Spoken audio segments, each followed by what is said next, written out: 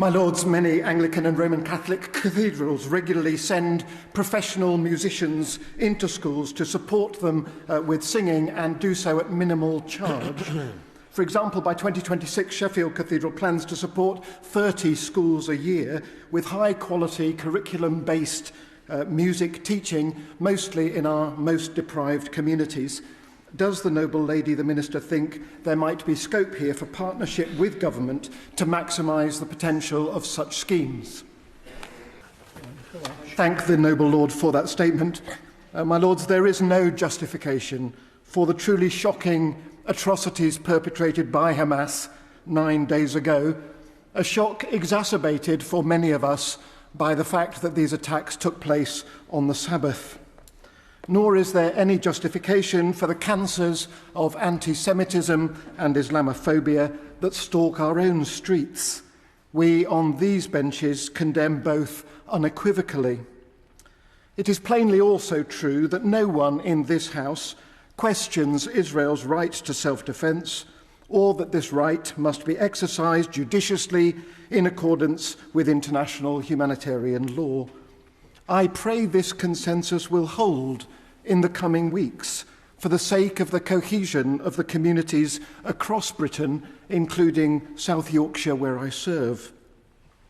In view of the unfolding and escalating humanitarian tragedy, and looking to the future, may I simply ask the noble Lord the Minister what assurances the government has sought and been given that the innocent people of Gaza will be able to return to their home neighbourhoods after the immediate conflict. My lords, I start by paying tribute to the noble lady Baroness Andrews and to all the members of the Adult Social Care Committee for the excellent report they produced last year, full of thoroughly perceptive and practical recommendations to government, and speaking to the longing that we all have to live a life of joy and fulfilment and purpose.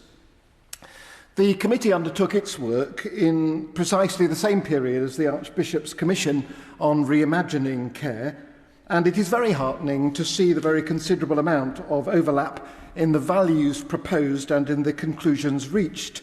Both contribute to the growing consensus that we cannot any longer tinker around the edges of the existing system.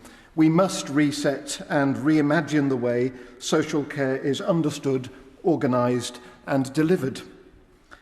The committee report identifies quite correctly the importance of making social care a national imperative. Yet the committee report notes the widely held perception that social care is something that affects other people, and that many only begin looking for information about support available once they have reached a crisis. The Archbishop's Care Commission argued that it will only be possible to reimagine social care if we rethink our attitudes fundamentally in society, where too often we're inclined to treat people as if their value was determined by factors such as age or gender or ability, rather than affirming and celebrating the dignity of all human beings, valued for who they are and not for what they do. At best, social care is the means by which people are enabled to live a full life. And this is not the responsibility of the government alone.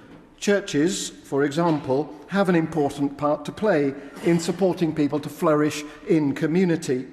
I think, for example, of the hugely valuable dementia cafes currently organised and hosted by church communities in my own diocese, for example, in the parishes of Sprotborough in Doncaster and Handsworth in Sheffield, both run in partnership with local authority wellbeing services. The primary recommendation of the Archbishop's Commission to reimagine care is the development of a national care covenant, which would clarify the roles and responsibilities for social care to be shared across society. My lords, the language of covenant encourages us to move away from ideas of contracts and rights towards powerful notions of partnership and interdependence. We all stand to benefit from a society where our dependence upon one another is recognised, celebrated, and promotes the flourishing of all, so that each one of us does indeed have the best possible chance to live a gloriously ordinary life.